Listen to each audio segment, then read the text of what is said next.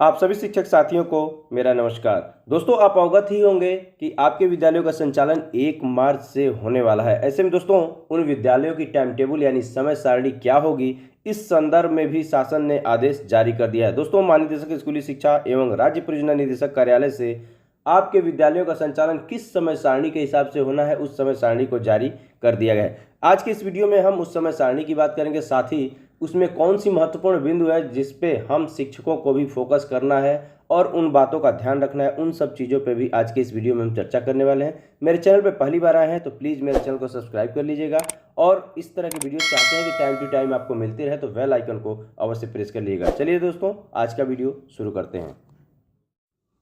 दोस्तों, ये जो पत्र आपकी स्क्रीन पर दिखाई दे रहा है, निश्चित रूप से आप समझ पा रहे होंगे, महानिदेशक स्कूली शिक्षा एवं राज्य परियोजना निदेशक कार्यालय का पत्र है, जो कि जिला बेसिक शिक्षा अधिकारी समस्त जनपद उत्तर प्रदेश को प्रेषित की गई है। अगर हम विषय की बात कर लें तो उत्तर प्रदेश बेसिक शिक्षा परिषद के नियंत्रणाधीन मान्यता प्राप्त प्राथमिक विद्यालयों में कक्षा 1 से 5 तक पठन पाठन हेतु समय सारणी टाइम टेबल का प्रेषण किया गया है। ऐसे में दोस्तों, अगर हम नीचे की तरफ आए तो यहाँ पे आप देख सकते हैं जो 14 अगस्त 2020 को शासनादेश जारी किया गया था, जिसमें बताया गया था कि विद्यालयों के लिए विद्यालय अवधि, शैक्षणिक समय, समय सारणी, शिक्षण दिवस, सार्वजनिक अवकाश, ग्रीष्मावकाश, शीतावकाश, विद्यालयों के में पंजिकाओं के रख रखाव आदि के संदर्भ में ये शासनादेश था। उसके क्रम में दिया है यहाँ पे, तत्क्रम में विद्यालयों के कक्षा 1 से 5 तक के उपयोगार्थ विस्तृत समय सारणी तैयार की गई है, जो इस पत्र के साथ संलग्न कर प्रेषित की जा रही है। अभी हम आपको समय सारणी दोस्तों दिखाएंगे, किस प्रकार की समय सारणी बनी है। इसमें जो कुछ मुख्य बातें जो निर्देश दिया गया है, विद्यालयों के लिए तैयार की गई समय सारणी संबंधी महत्वपूर्ण निर्देश, इसमें कुछ महत्वपूर्ण बिंदु है दोस्तों, उसको हम आपको दिखाना अवश्य चाहेंगे। चलिए दोस्तों, देखते हैं क्या है निर्देश इसमें। दोस्तों, इस निर्देश के क्रम में अगर हम पहले बिंदु की बात कर लें तो विद्यालयों के पुनः खुलने पर इस निर्देश पत्र के साथ संलग्न समय सारणी के अनुसार विद्यालयों में शिक्षण, अधिगम एवं गतिविधियां सुनिश्चित की जाएंगी। अगर सेकंड पॉइंट की बात कर लें तो यहाँ पे समय सारणी ग्रीष्म व शीतकाल के लिए पृथक पृथक तैयार की गई है, तदनुसार कक्षाओं में समय सारणी का परिवर्तन किया जाए। तो ये हम समय सारणी दोस्तों अभी आपको दिखाएंगे, आप निश्चित रूप से इसे स्क्रीनशॉट लेके रख लीजिएगा अपने पास। थर्ड पॉइंट है दोस्तों, विद्यालय अवधि के प्रथम 15 मिनट में प्रार्थना सभा, योग और छात्र उपस्थिति गणना अंकन का कार्य किया जाएगा। यानी कि आपको 15 मिनट में ही जो छात्रों को योग कराना है, उपस्थिति का जो गणना करना है आपको, और प्रार्थना सभा है, ये तीनों चीज़ मात्र 15 मिनट में ही समेट लेना है। दोस्तों, अगर चौथे पॉइंट की बात कर ले तो मध्याह्न भोजन के लिए जो 30 मिनट का समय निर्धारित किया गया है, उसमें आपको बच्चों को बैठाना, बच्चों को भोजन कराना और बच्चों को फिर कक्षा में वापस भेजना, इन तीनों काम को आपको 30 मिनट में ही समेटना होगा। दोस्तों, अब हम बात करते हैं पांचवें पॉइंट की, जो कि काफ़ी महत्वपूर्ण है। निश्चित रूप से आप गौर से इसे देखिएगा। समय सारणी विद्यालय में शिक्षकों की उपलब्धता के अनुसार तैयार की गई है। विद्यालय में उपलब्ध शिक्षकों की संख्या के आधार पर ही समय सारणी के अनुरूप प्रधानाध्यापक द्वारा कक्षाओं का विभाजन एवं आवंटन किया जाए। विद्यालय में शिक्षकों का विभाजन कक्षा अनुसार किया जाए, न कि विषय विशेषज्ञता के अनुसार। इसी पॉइंट की हम बात करते हैं दोस्तों, ये बहुत ही महत्वपूर्ण पॉइंट है। आप देख सकते हैं, विद्यालय में शिक्षकों का विभाजन कक्षा अनुसार किया जाए, न कि विषय विशेषज्ञता के अनुसार। इसका सीधा सा तात्पर्य यही है दोस्तों कि अगर आप विभाजन करते हैं, किसी शिक्षक की जिम्मेदारी अगर कक्षा 1 के लिए देते हैं तो कक्षा 1 के सभी विषयों को वही टीचर पढ़ाएगा और जिम्मेदारी भी उसी टीचर को देनी होगी। अगर कक्षा 5 के लिए किसी टीचर को सौंपते हैं तो कक्षा 5 के सभी विषयों को वो अकेला टीचर पढ़ाएगा, और कक्षा 5 के जो लर्निंग आउटकम होंगी जो बच्चों में, उसकी जिम्मेदारी उसी शिक्षक की होगी।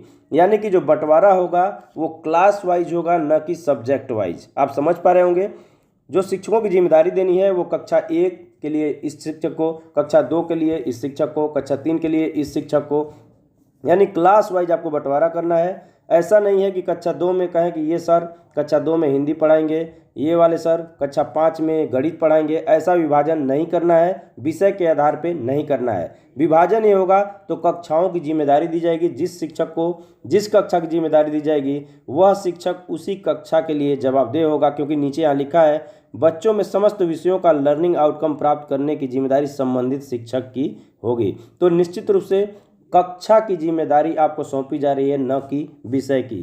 तो आप ध्यान रखेंगे, जो बंटवारा होगा वो कक्षावार होगा, न कि विषयवार। नेक्स्ट पॉइंट देखते हैं दोस्तों, संयुक्त कक्षा के शिक्षण कार्य कराने के लिए इस निम्नांकित तथ्यों को ध्यान में रखा जाए। दोनों कक्षाओं को अलग अलग बैठाएं। दोनों कक्षाओं को एक साथ में पढ़ाने की विधि क्या है, इस पे ये चर्चा की गई है। प्रतिदिन पढ़ाया जाने वाला पाठ्यक्रम दोनों कक्षाओं के लिए एक दिन पहले से ही निर्धारित किया जाए। नेक्स्ट पेज पे देखते हैं दोस्तों।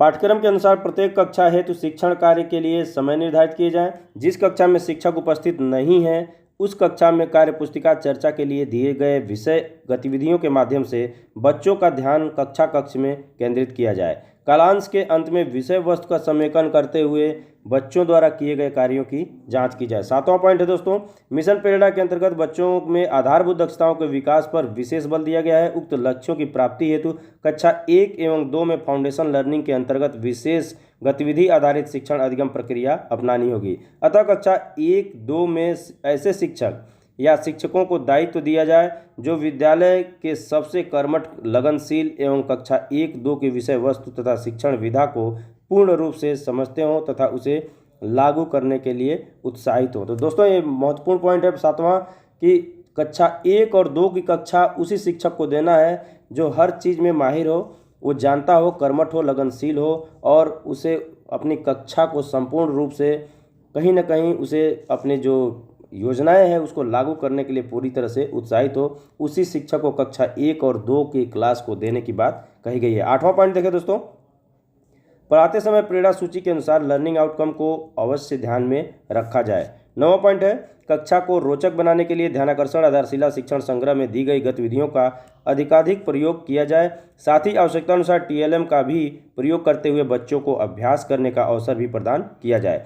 ध्यानाकर्षण में दी गई 18 विभिन्न तकनीकियों एवं उन पर आधारित जो वीडियो हैं उनके माध्यम से कक्षा में लागू करने की उसको बात कही जा रही है। दोस्तों अगर 10वें नंबर की बात कर लें तो आधारशिला क्रियान्वयन संदर्शिका में वर्णित शिक्षण विधि के माध्यम से संरचित शिक्षण स्ट्रक्चर्ड टीचिंग प्लान विधियों का कक्षा कक्ष में प्रभावी उपयोग किया जाए। 11वां नंबर है दोस्तों, सपोर्टिव सुपरविजन के माध्यम से तथा विद्यालयों के निरीक्षण के दौरान समय सारणी के अनुपालन संबंधी अनुश्रवण सुनिश्चित किया जाए। 12वां पॉइंट जो कि महत्वपूर्ण पॉइंट है दोस्तों, निश्चित रूप से इसे ध्यान दें, शिक्षण समय में एसएमसी, ग्राम प्रधान, महासमूह या किसी अन्य समूह के साथ सामुदायिक गतिविधियां या जो चर्चाएं हैं वो नहीं करने की बात की जा रही है। जी हाँ दोस्तों, शिक्षण अवधि में ये सब काम आपको किसी भी सूरत में नहीं करना है।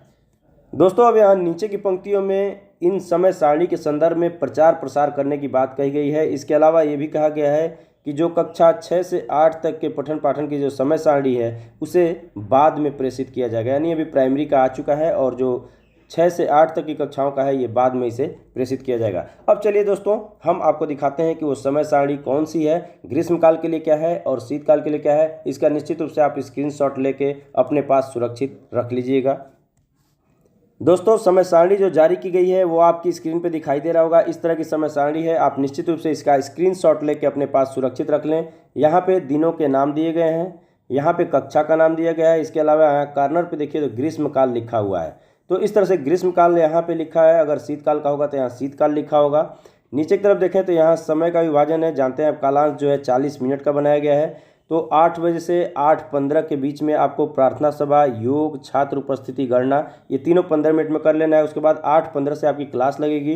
तो 8:15 से 8:55 यानी 40 मिनट होते हैं और फिर 8:55 से 9:35 यानी कि ये भी 40 मिनट होते हैं। यानी 40-40 मिनट का कालांश जो बनाया गया है इसमें कक्षा 1 में हिंदी का है, मध्यावकाश जो दिया गया है 10:15 से और 10:45 तक का दिया गया है मध्याह्न भोजन के लिए। और इसमें इसके बाद 11:25 से क्लास फिर लगेगी, 11:25 से 12:05 तक। इस तरह से आप समय को देख लेंगे दोस्तों। हम स्क्रीन पे बारी बारी से ग्रीष्मकाल और शीतकाल के सभी कक्षाओं के टाइम टेबल आपकी स्क्रीन पे शेयर कर रहे हैं। आप यहाँ से निश्चित रूप से स्क्रीनशॉट ले लें। कोशिश हम कर रहे हैं कि नीचे वीडियो के नीचे डिस्क्रिप्शन बॉक्स में इसका लिंक दे दें जहाँ से आप इजीली डाउनलोड करके अपने पास सुरक्षित रख लें इन सारे स्कीम्स को, इस टाइम टेबल को। आप देख सकते हैं दोस्तों ये कक्षा 1 का है ग्रीष्मकाल का। अगर यहाँ हम बात करें तो ये कक्षा 2 का आपकी स्क्रीन पे दिखाई दे रहा होगा जो कि ग्रीष्मकाल का है। आप स्क्रीनशॉट ले लें इसका। ये कक्षा 3 का है, इसका स्क्रीनशॉट ले सकते हैं ग्रीष्मकाल। ये ग्रीष्मकाल कक्षा 4 का है और ये ग्रीष्मकाल कक्षा 5 का है दोस्तों। अब हम चलते हैं शीतकाल के लिए कि शीतकाल की जो टाइम टेबल है उसे हम देख लेते हैं। ये दोस्तों आपके स्क्रीन पे देख सकते हैं शीतकाल के लिए। शीतकाल में थोड़ा समय पे ध्यान दें।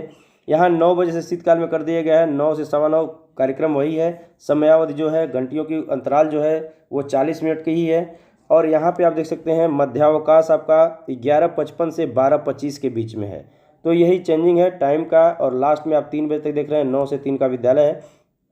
तो फिलहाल चलिए इस शीतकाल के लिए यहाँ पे देखिए शीतकाल मेंशन है कॉर्नर पे। कक्षा 1 की समय सारणी है, इसका स्क्रीनशॉट ले लें। ये कक्षा 2 की समय सारणी है, ये कक्षा 3 की समय सारणी है, ये कक्षा 4 की समय सारणी है और ये कक्षा 5 की समय सारणी आपकी स्क्रीन पे है। तो दोस्तों स्क्रीनशॉट निश्चित ले लीजिएगा। कोशिश मैं कर रहा हूँ कि वीडियो के नीचे डिस्क्रिप्शन बॉक्स में इसका लिंक दे दूँ, जहाँ से आपके पास ये स्कीम जो है, टाइम टेबल जो है वो सुरक्षित हो सके। दोस्तों कैसा लगा ये वीडियो? अगर अच्छा लगा हो तो लाइक कीजिएगा। मेरे चैनल पे पहली बार आए हैं तो प्लीज़ मेरे चैनल को सब्सक्राइब कर लीजिएगा। मिलते हैं नेक्स्ट वीडियो में नेक्स्ट टॉपिक के साथ। तब तक के लिए नमस्कार।